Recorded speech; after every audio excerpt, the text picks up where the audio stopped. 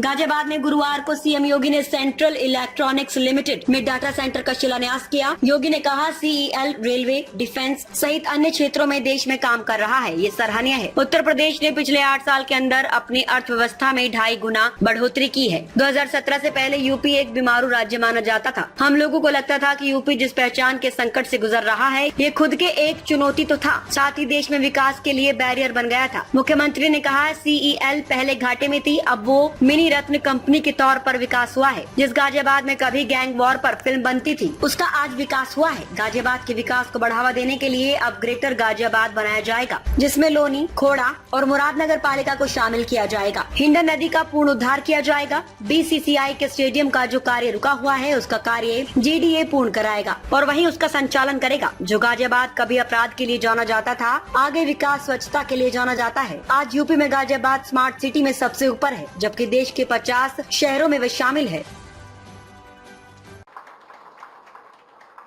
प्रधानमंत्री मोदी जी ने पूरे भारतवासियों के सामने 2047 का एक लक्ष्य दिया।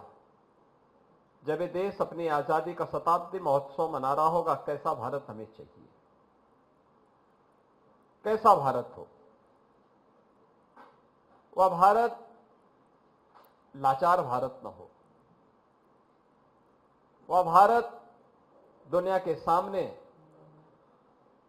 अभाव से ग्रस्त भारत न हो, वह भारत आत्मनिर्भर भारत हो, विकसित भारत हो और विकसित भारत की राह जाती है इस प्रकार की मिनी रत्न और रत्न संस्थाओं के माध्यम से, जो सीएल ने अपनी एक सक्सेस स्टोरी के माध्यम से पिछले 10-11 वर्ष के अंदर डिसइन्वेस्टमेंट को धता बताते हुए, उसको नकारते हुए आज अपने आप को एक लाभांश कंपनी के रूप में प्रस्तुत किया।